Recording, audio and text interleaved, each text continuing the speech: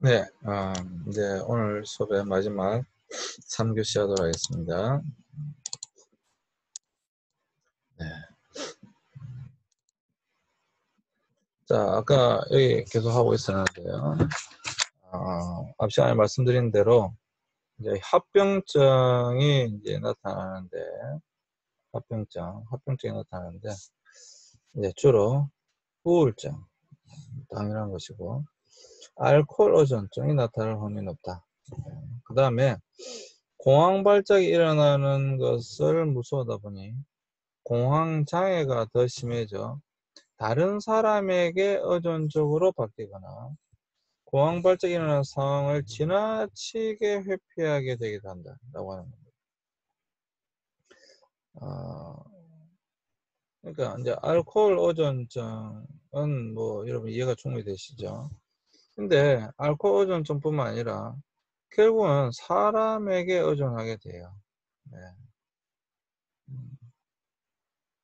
결국은 대체물인데 어떤 대체할 만한 대체물을 찾는 건데 그 대체물이 이제 알코올이거나 대부분 경우 뭐 알코올이거나 마약이거나 뭐 게임이거나 뭐 이런 것들 뭐 빠질 수 있습니다. 근데 사람에 대한 대체물을 찾기도 합니다. 많은 경우는 사람에 의하여 나타난 어떤 그런 공황장애 같은 경우는 사람으로 단 대체물을 찾는 경우가 많습니다. 네. 다른 사람에게 의존적으로 바뀐다라고 하는 것이죠. 그리고 공황 발작이 일어나는 상황을 너무 지나치게 회피하다 보니까 어떻게 되겠어요? 다른 사회생활을 제대로 못할 확률이 높죠. 사실 그것 때문에 치료가 필요한 건데요. 늘 우리가 말씀드리죠. 왜 여러분 사회복지는 상당히 필요한 겁니까? 그러면 그것은 다른 게 아니라 항상 말씀드린 정상적인 사회생활이거든요. 그러니까 정상적인 사회생활 때문에 그렇게 하는 거예요. 정상적인 사회생활. 지금 정상적인 사회생활이 안 되기 때문에 하는 겁니다. 아니 혼자 살 것 같으면 뭔 상관이 있겠어요. 근데 정상적인 사회생활에 방해가 되다 보니까 어려움이 있다 보니까 우리가 지금 이런 논의들을 하고 있는 거죠. 사실 정상적인 사회생활이 어렵다. 그래서 이런 논의들을 사실 하고 있는 겁니다, 여러분. 그 다음에 강박증. 공황 발작이 일어나지 않을지 자신을 끊임없이 감시하는 강박증이 이제 나타나게 되는 거죠. 공황 발작이 일어날까봐 자기 스스로에 대해서 강박적인 그런 증상이 나타나는 거예요. 왜? 그걸 너무 앞에 나와 지나치게 그 상황을 회피해야 되니까.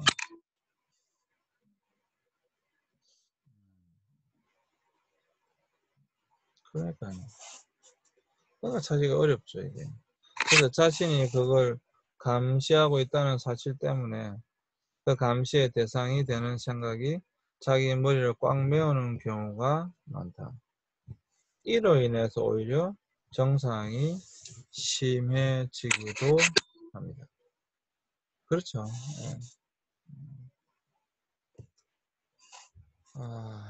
공황장애로 일어나는 강박증이 발생하면 뭐 심할 경우에는 뭐 대인기피증 그리고 그 상황에 대한 회피 그것에 대하여 강박증적인 증상을 나타나서 이건 하면 안 돼, 저건 하면 돼, 이러면서 굉장히 그런 강박적인 증상이 나타나게 되죠.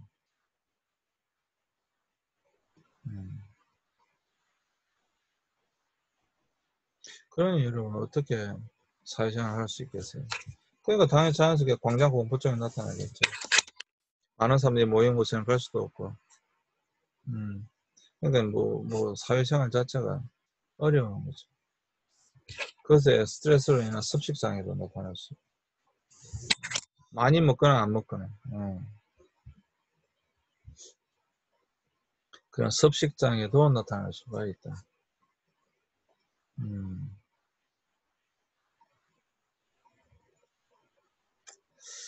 네. 그래서 사실 이걸 이제 잘 치료를 해줘야 되는데요. 이런 공황장애에 걸리면 사실 뭐 본인도 힘들지만 주위 사람들도 굉장히 힘들 수밖에 없습니다. 아, 네, 많이 힘들어져요. 사실 모든 그 병이 마찬가지지만 다 힘들어지만 그래서 이 공황장애가 사실 굉장히 다른 사람들이 힘들게 하는 거죠. 그래서 연예인들 중에도 공황장애를 앓고 있으면 곧바로 병원에 가거나 잠시 쉬거나. 네. 아니 여러분 생각해 보세요. 매번마다 사람을 웃긴다라고 하는 것은 굉장히 스트레스예요. 어,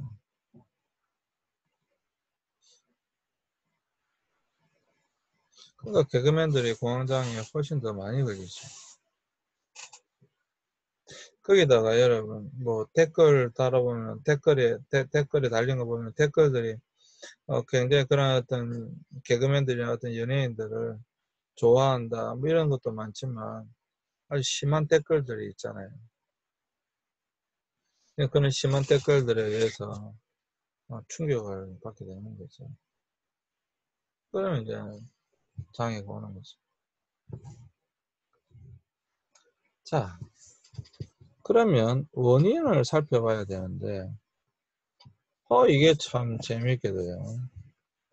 이 공황장애라고 하는 병에 대해서 이 병을 공황장애다라고 인식하고 그냥 옛날에는 다 뭐라 했겠어요? 그냥 정신병이다. 이렇게만 했는데 이 공황장애라고 하는 정확한 이제 병명이 나오기 시작한 것이 오래되지 않았기 때문에 정확하게 발병 원인에 대해서 드러나지 않는 거예요. 그냥 당연히 그냥 당연히 이거 뭐 너무 스트레스가 많았나 보다. 너무 스트레스가 많아서 그렇나 보다. 뭐 이렇게 생각하는 거지. 정확하게 이게 왜 이런 병이 발생할까? 여러분 스트레스가 많다고 해서 다 이런 공황장애 오는 건 아니잖아요. 근데 이제 뭐 일단 유전적인 여러분 인간 행동이라는 자체가 인간의 행동 이 공황장애적 행동도 마찬가지예요. 하여튼 인간의 행동 자체가 인간의 행동은 유전 플러스 환경입니다. 그래서 지금까지는 여러분 대부분 환경적인 부분 정신분석학도 마찬가지잖아요. 환경적인 부분에 굉장히 집중을 해왔다고 한다면 그게 어릴 때 환경이든 나이가 들어서 환경이든 지금 환경이든 과거 환경이든 환경의 어떤 요소에 관심을 많이 가졌다고 한다면 점점 더 유전적인 요소에 관심을 많이 가지고 있어요. 그리고 유전이 참 무섭고도 참 놀라운 게 나이가 들어가면 이게 또 발견합니다. 젊었을 때는 건강할 때는 이게 모르고 넘어갈 수도 있어요. 그런데 나이가 들수록요 이 유전적인 요인들이 점차 강하게 자신의 특성으로 나타납니다.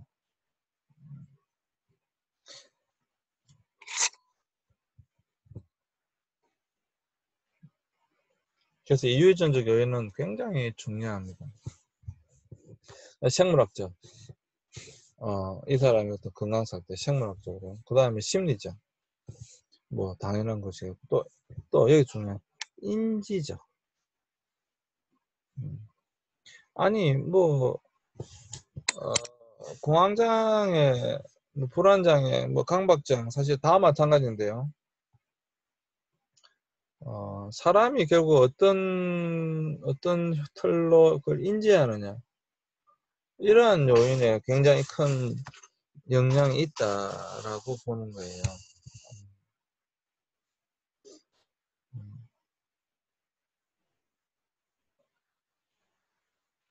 어, 그걸 보는 겁니다.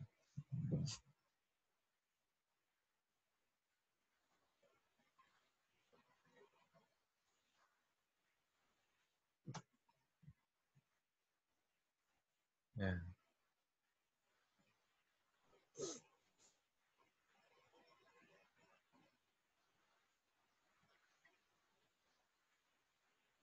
일단 하여튼 연구하는 중이지 정확하게 뭐가 드러난 것은 아직까지는 없습니다.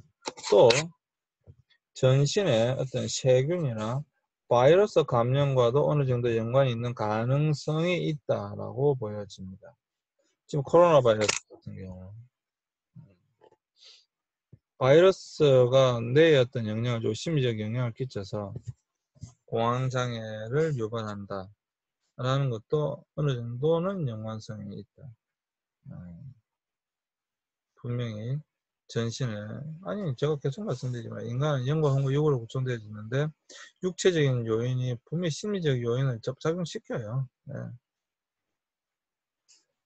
여러분 육체적인 요인은 반드시 심리적인 요인에 작용을 시킵니다. 여러분 정말입니다.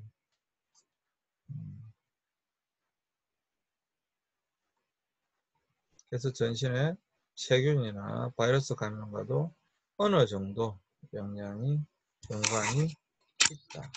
그러나 당연히 유전적, 생물학적, 심리적, 인지적 요인이 당연히 주 요인이겠죠.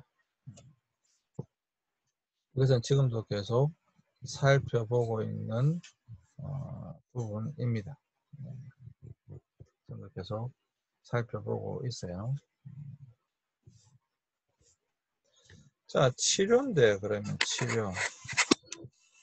그럼 이것을 어떻게 치료할 것인가?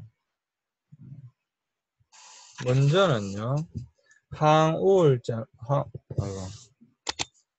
항우울제나 항불안제와 같은 약물을 복용하면 대부분 호전됩니다. 그래서 제가 말씀드리잖아요. 일단 이것이 한 달 이상 계속 지속된다. 그래서 반복적으로 나타난다 그러면 고민하지 마시고 왜 약물 치료받는 것에 대해서 왜 그렇게 우리가 두려워할까요? 감기 걸리면 감기약 먹는데 여러분 이거는 뒤로 늦출 필요가 없습니다. 항우울제나 항불안제 같은 약물을 복용하면 대부분 호전됩니다. 그러나 약물 치료만으로는 100% 완치가 되지 않는다는 게 문제예요. 약물 치료, 약 어때요? 항우울제, 항불안제. 이것이 여러분, 공황장애, 이름도 공황장애. 물론 이것이 불안장애 중에 하나이지만, 불안장애 중에 하나니까, 그러니까 항불안제를 먹어야 되겠죠. 그렇다고 해서 이 공황장애가 없어지느냐, 완전히 사라지느냐, 그렇지 않다는 거예요. 그러니까 이게 힘들죠. 그러니까 이게 힘든 거예요. 만약에 약만 먹어가지고 완치되면 얼마나 좋겠습니까? 근데 그렇지 않다는데 문제가 있는 거예요. 그러면 어떻게 해야 되느냐? 그래서 여기 굉장히 중요한데 약물 치료와 더불어 인지행동 치료를 권합니다.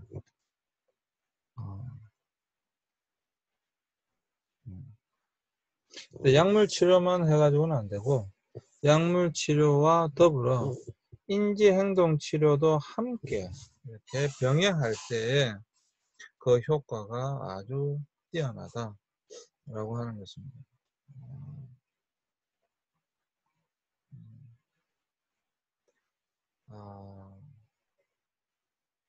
그래서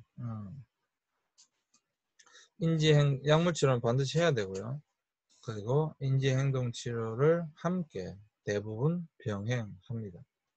그래서 공황장애는 내가 죽거나 내가 심장이 멈추거나 공황장애를 가진 사람이 심장마비에 걸릴 확률은 일반인과 같아요. 무슨 말하고 싶은 거예요? 심장마비 안 걸린다는 거예요. 심장마비에 걸리지 않는데 심장마비에 걸릴 것 같다는 거죠. 그게 공황장애잖아요. 그게 불안장애고. 그러니까 전혀 사실 의학적으로 통계적으로 보면 공황장애를 가진 사람이나 그러지 않은 사람이나 심장마비에 걸릴 확률은 똑같아요. 공황장애에 걸리는 사람이 심장마비에 걸릴 확률이 더 높지 않다는 거예요.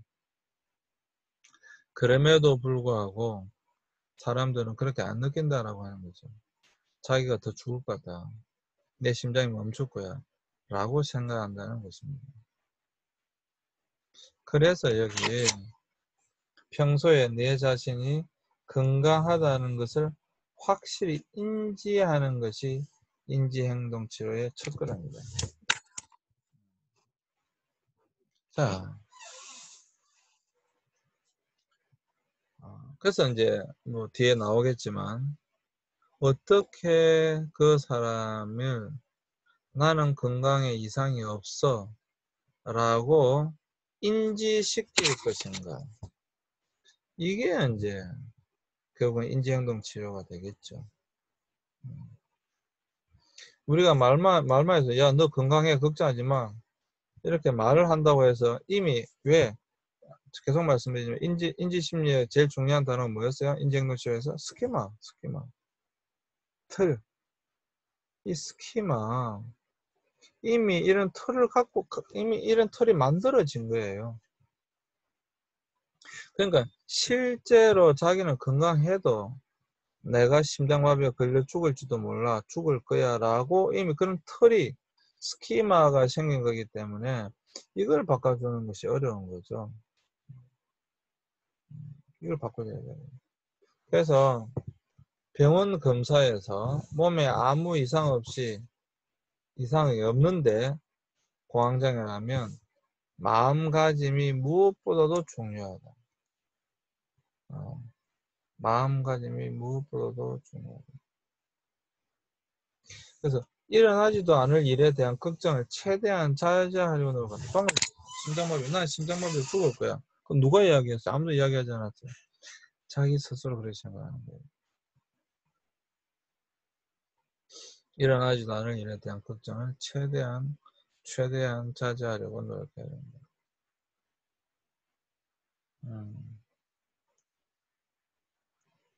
그 어떻게 최대한 자제하게 하겠습니까?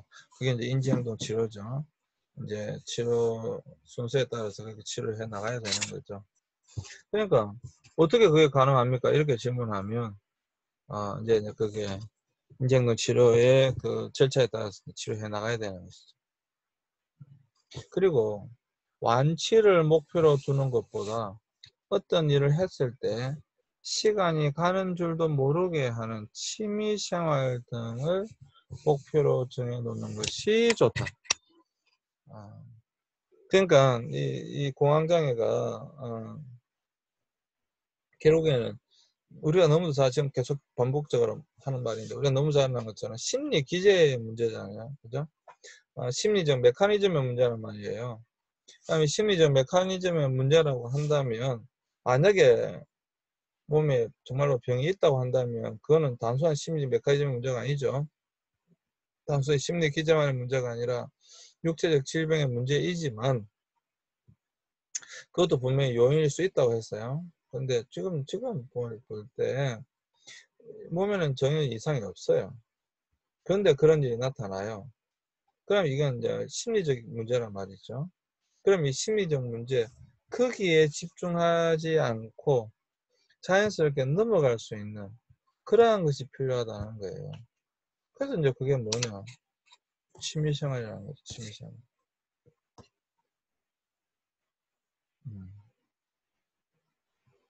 특별히 취미생활 중에서도 시간이 잘 가는 걸 해야 돼요. 시간이 잘 가는 거. 시간을 잘 가게 할 수 있는 거. 그러니까 그림 그리는 거. 그림은 그렇죠. 그죠? 그림은 하나의 그림을 그리는데 굉장히 오랜 시간이 필요하기 때문에 그림 그리기를 한다든지 어떤 글을 쓰게 한다든지 십자수를 한다든지 악기 연주를 한다든지 이러한 것들이 이제 좋다, 필요하다. 아니 굉장히 좋은 거 많아요. 꽃을 키운다든지 외국어를 한다든지 영화를 본다든지 사실 뭐 여러 가지 많습니다. 사실 이제 자기 나름대로의 어떤 비디오를 만들어서 본다든지 그러한 것들이 굉장히 요즘 유튜브 시대니까 자기가 만들어서 유튜브에 올려본다든지 이렇게 시간이 가는 줄도 모르게 시간이 가는, 그러니까 조금 시간을 좀 길게 필요로 하는 그러한 일들을 하는 것이 좋다. 아주 짧고 단기간에 하는 그런 것들이 아니라 음,